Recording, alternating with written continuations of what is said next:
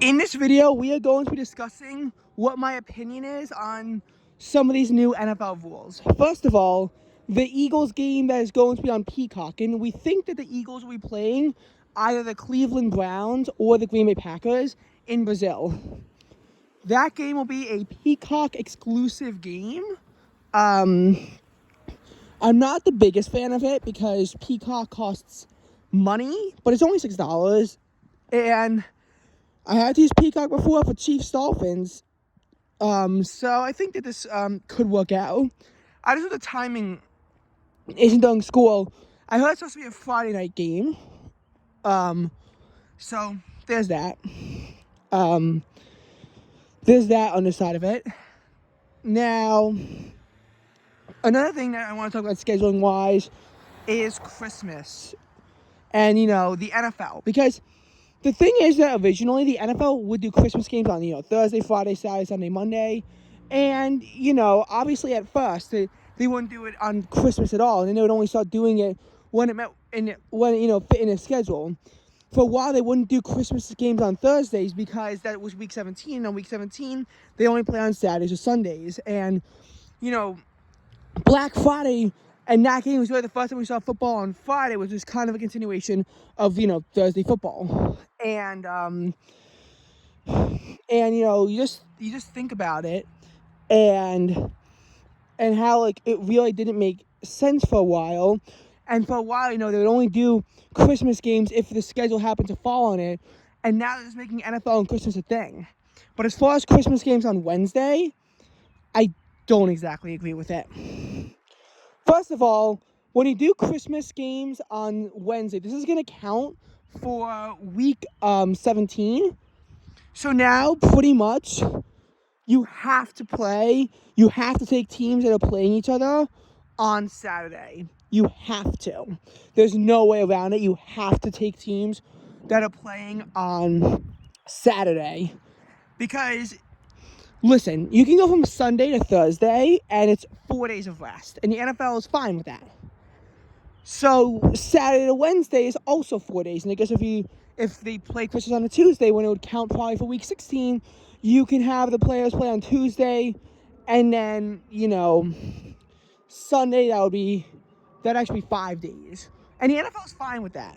So I really don't have, a problem on paper with this. But again, you have to take Saturday matchups. In which case you can have like either 2 or 3 matchups on the previous Saturday for week 16. You're gonna have a 1, 4, and 8. You should. And first of all, I sort of get why they're only doing 2 and not 3. Like, for example, this past year Christmas fell on a Monday, so you had Raiders Chiefs for the 1 o'clock game. You had Eagles Giants for the 4 o'clock game.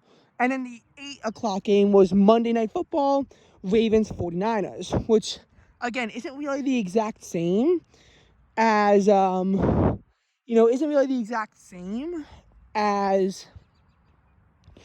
the other things, because that was just a regularly scheduled Monday Night Football game.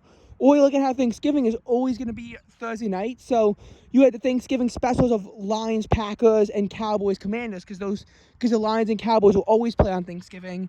And then for the Thursday football game, that's when you had Seahawks 49ers. So I get it, because, Wednesday Night Football will never be a thing. But first of all, I don't get why Roger Goodell learned that Wednesday football is a good idea during COVID, when in reality, COVID taught us Wednesday football was actually a very bad thing. Also, this isn't Goodell said that besides COVID, it's the first time he's ever done a Wednesday game in his life. He literally didn't, because, they actually did the NFL kickoff in 2012 on a Wednesday. They had to, because of the Democratic primaries were on a Thursday, so they had to move it up to a Wednesday. But, like, Wednesday football just doesn't make sense in my brain, because, again, you have to play those games. You have to take games you play on Saturday, because you can't go from Sunday to Wednesday. That's just too rough on the body. I guess you could have made Wednesday part of week 16 and have gone about it that way, and then Wednesday to Sunday is technically still 4 days. But if you're going to make a week 17, now you just made your lives harder than it has to be. And I still don't really understand it. I mean, like, it's clear. The NFL wants to really take over Christmas, and I get it. The ratings for those games are really good. Like, they had really good ratings on that day. But I mean, I just don't know. But anyway, there are more significant rules. So first of all, we have the hip drop tackle being banned, which is when you wrap around a player and, like, essentially toss them to the ground. First of all, they claim it's for player safety. If player safety is that important, I don't understand why there's still turf at MetLife. Considering that if you want to improve player safety, get rid of the turf at MetLife, put grass in there instead. And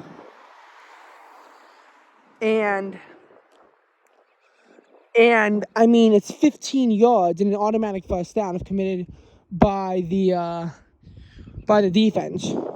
So, yeah, and they're giving out fines for it too, but, like, I don't see how you're supposed to, like, tackle now.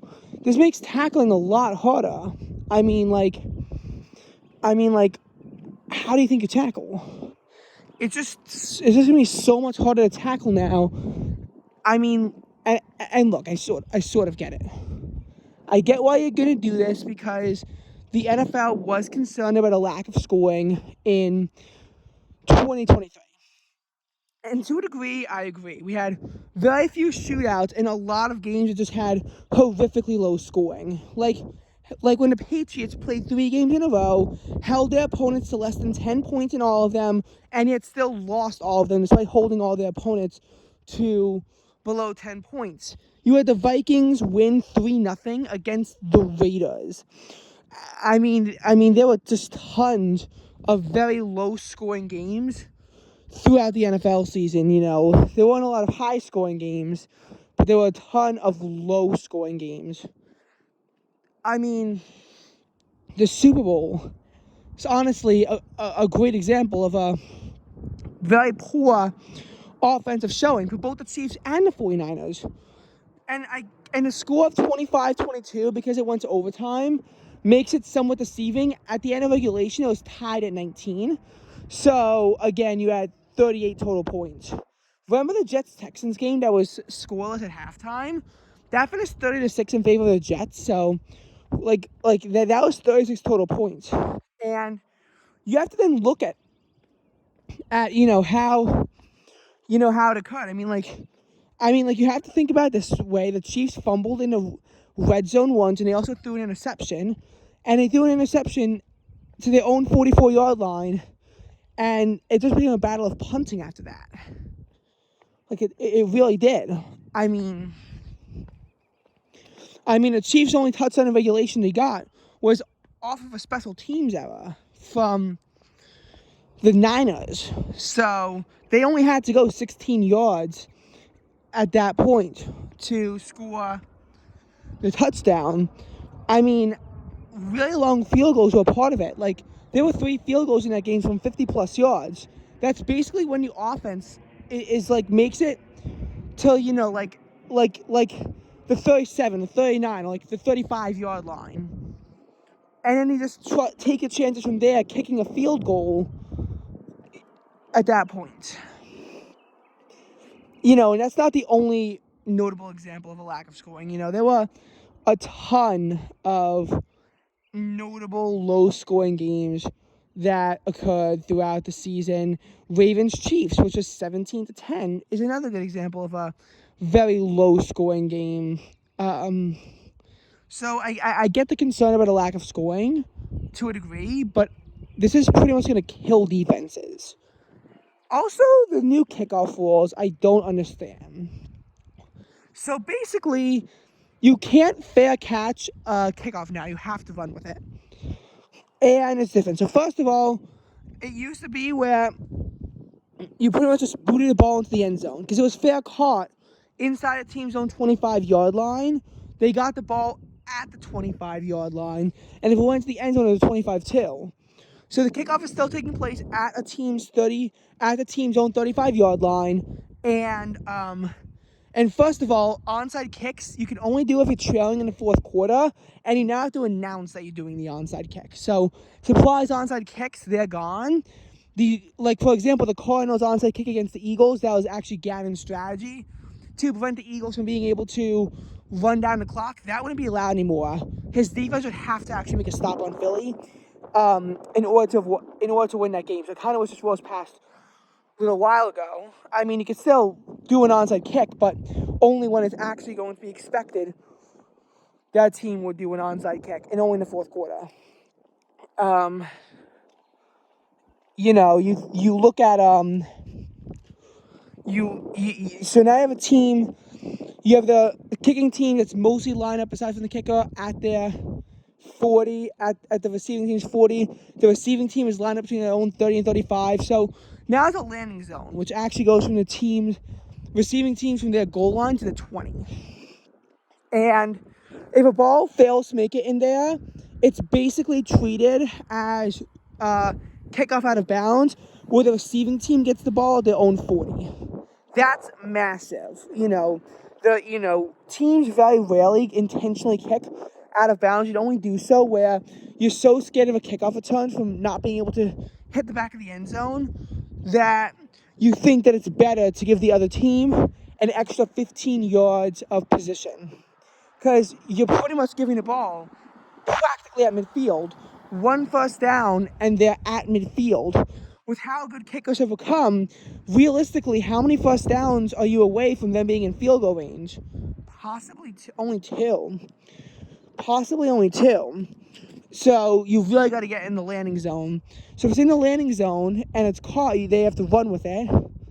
And if it bounces out of the landing zone into the end zone, it's a touchback and they get the ball at the 20. But if it just goes straight into the end zone, the receiving team gets the ball at their own 30. So this is going to try to discourage touchbacks, which usually you just automatically do. You just blast the ball into the end zone. Now you really can't do that anymore. Like you genuinely really just can't blast the ball out the back of the end zone at this point anymore. So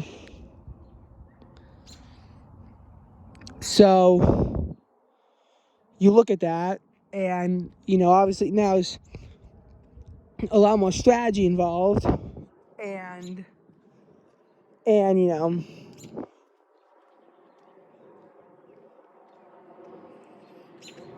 now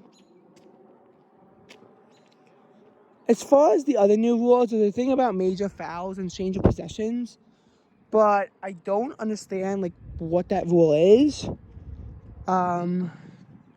Hard Knocks is actually now going to focus on an entire division now, and not just a single team. I think that's pretty cool. And I mean, these rule changes, they're significant. I think they're going to significantly change the way that the game is played. Probably not in a great way, but I could see this being a change that could wind up in the end, going in a positive direction.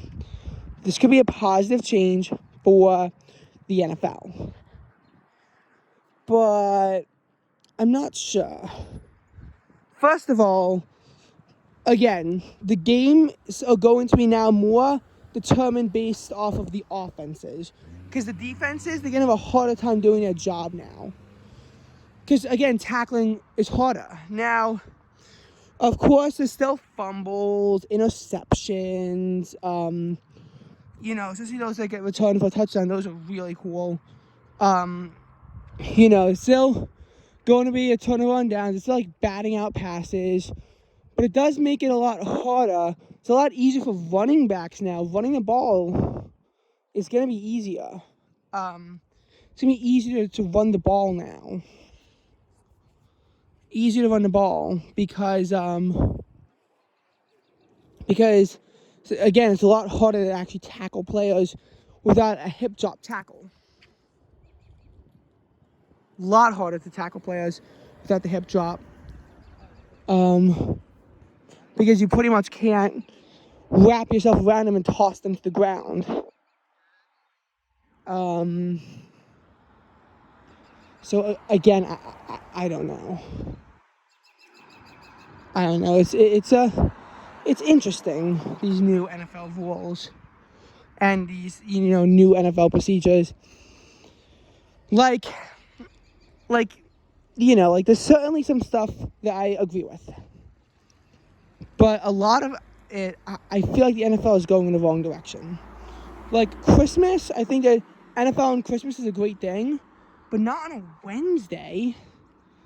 Not on a Wednesday, I don't think is a great thing. I think that, think that this Brazil game is a good thing, but why are more and more games on Peacock? Why are more and more games, behind paywalls? Why are we paywalling games? The hip drop tackle. Yes, it could save offenses, but it could really change, what a defense can do. I feel like.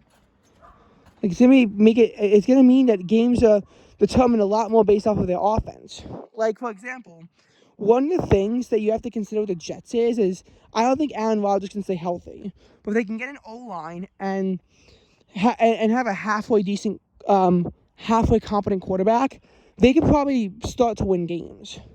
But like their defense is gonna have a harder time with everything now. Like with these rules, I think the Eagles beat the Jets. I think that game, the Eagles don't lose that game because the Jets defense is gonna have a harder time struggling. They're gonna struggle more. I think that plenty of games that would decide one way because of a good defense, they just won't be anymore. It's gonna be harder for the Jets. It's gonna be harder for the Patriots now because those are two teams that have very poor offenses and pretty good defenses. I mean, I know they both did a bad job, but it can be harder on them. And I feel like the new kickoff rules, I think that saving kickoff returns and not making the touchback a formality is a good thing. Like I think it's a good thing. But this could turn very ugly very quickly.